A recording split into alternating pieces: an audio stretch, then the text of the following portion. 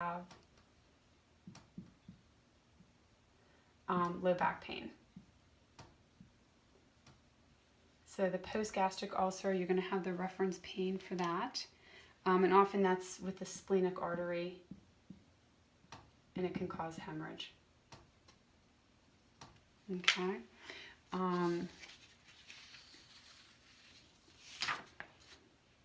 Let's see. I think it's kind of good to go over.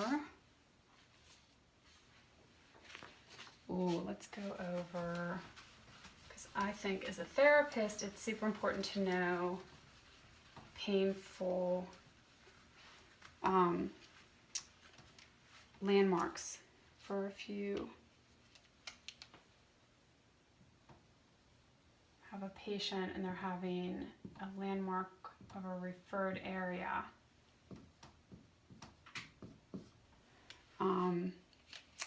So let's just say for kidneys, your right kidney is a little bit higher than your left kidney, with your right kidney being around T10, a little bit above T10, and your left kidney being around T12-ish, so a little bit lower through here.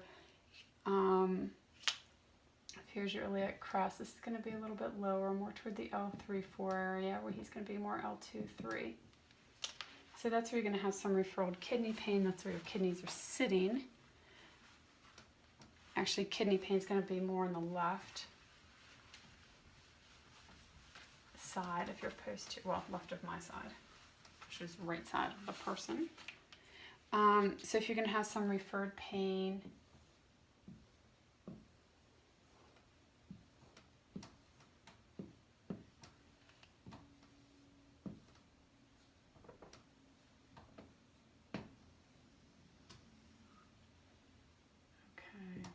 this will be your PSIS. So this is posterior, and which I thought was interesting, liver and gallbladder are up here through the right shoulder, which I thought was very interesting.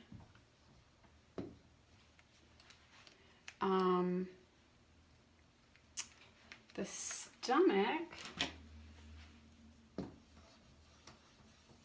was right in the center of the back, was referred pain for that. So I was that's for your stomach.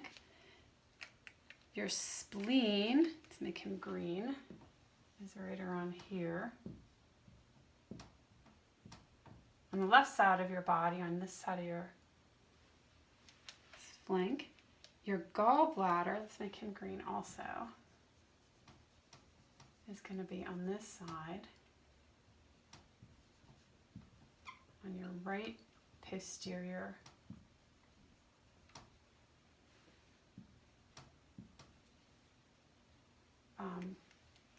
Mid to upper quarter of the back. Your kidney, I think we already went over this, but the kidney is going to be right here, even though they're on both sides. But you're going to feel it more in the left body and in your lower left quadrant. And your liver is going to be right around here. So to distinguish the two. So if we can do an anterior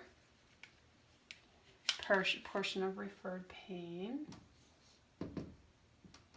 He's in pain, so let's not make him too excited. Oh, with no neck.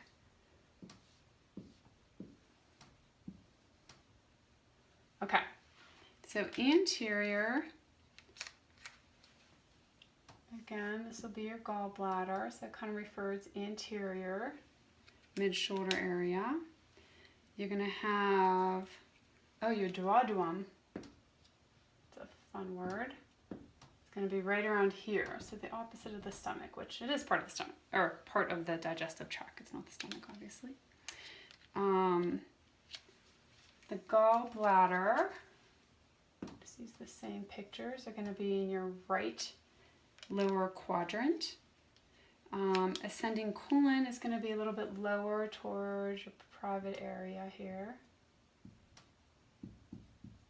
which makes sense. kidney. Did I do kidney? Nope. Kidney is going to be more here in your left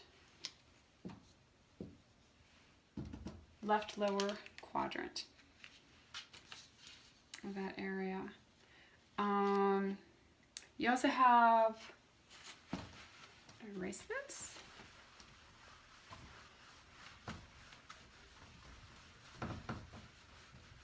You also have some glands, some suprarenal glands.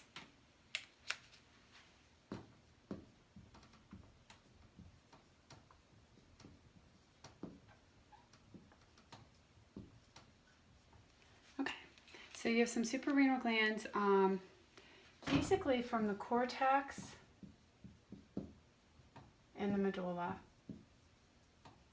And why I pick these out as being important is because of what they secrete, how it affects your body. So the cortex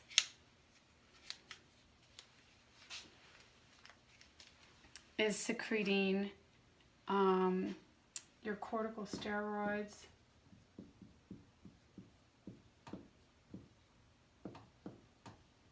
and your anandrogens. And your medulla is secreting your epinephrine and norepinephrine. So your medulla is what is secreting your epinephrine and norepinephrine, like your adrenal and type of stuff. So you have a dysfunction of these things that will cause an increase or decrease of, through your cortex, the corticosteroids, and medulla, your nephrins, epinephrines.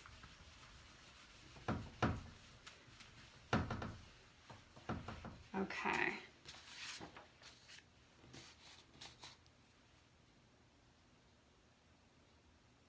Okay, for the peritoneum and cavity,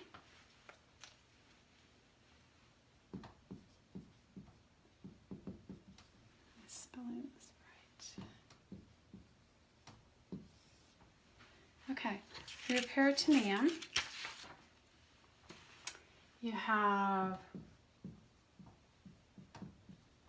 parietal, which is your internal surface.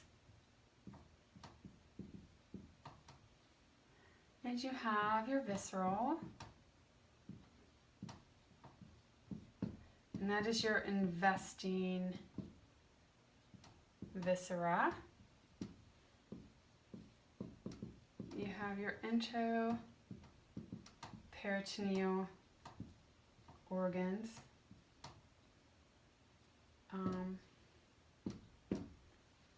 And then you have your extraperitoneal.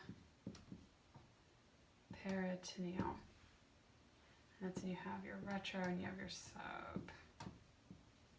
So basically, what these all are, this is your internal, in the perineum, the parietal.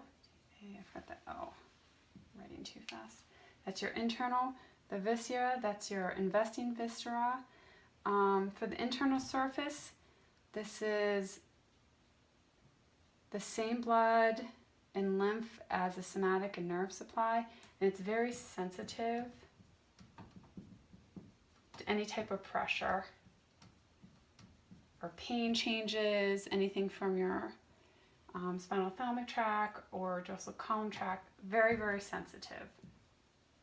Okay, your viscera, same type of areas where it's coming from, same blood, same lymph supply. And this goes to your spleen and stomach.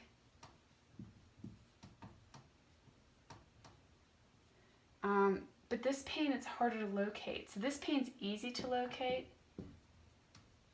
Easy location. This is a hard location because you can't really, pain, hard location, because you can't really localize it. So it's really not sensitive. So it's not sensitive to different pressures and stuff like that. So your visceral, you're not quite sure of where the pain is. Where the parietal is way more easy to find. Your intraperitoneal organs, those are covered with perineum. Those are like the viscera that covers your spleen and your stomach. The extraperitoneal, the retro and sub, these are outside. This is spleen and stomach. This is outside. The extraperitoneal is outside the peritoneal cavity. It's in this very surface. It's posterior abdominal wall. And oh, this is where you have fat. Okay. I'm getting sloppy. I'm sorry. I'm trying to go quickly because I don't know if you watched this whole thing or not. Alrighty. Oops. Okay. Okay, so the peritoneal cavity.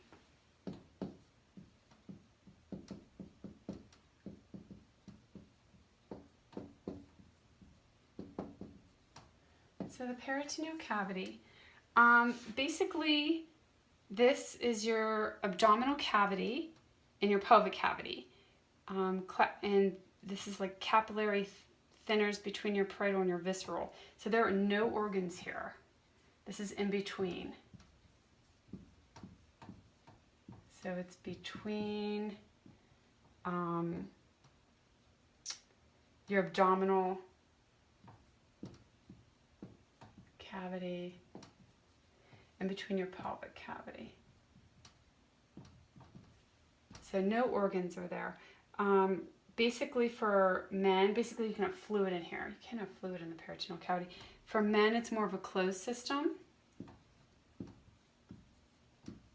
For men. And then for women,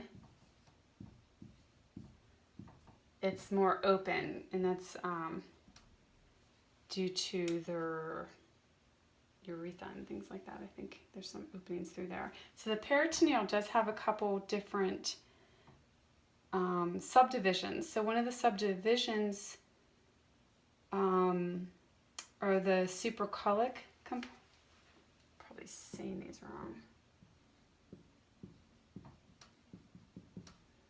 Supracolic compartment, and that is your stomach, your liver, and your spleen. And then you have your infracolic. So you have your supra, stomach, liver, spleen, and you have your infra. And this is your small intestine, where you get all your absorption. This is your ascending and descending colon. And then you also have your aumento bursae. Oh, I'm getting sloppy. And that is your superior and inferior. It's called a recess. So if you're gonna draw all of these things,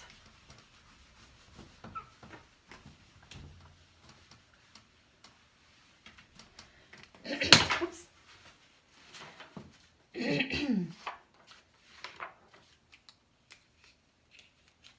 Just kind of see where everything is in my bad drawings, but let's see.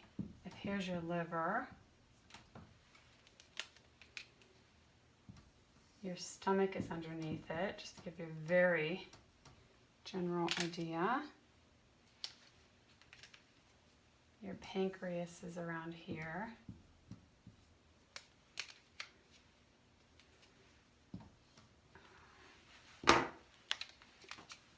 Duodenum is right around here. And then you have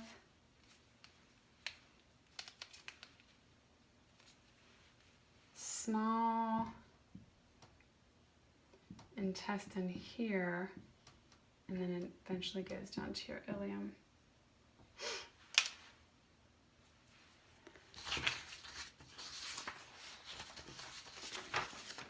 Okay. Alrighty, there you go. Hopefully that helps for study strategies this week, part 1.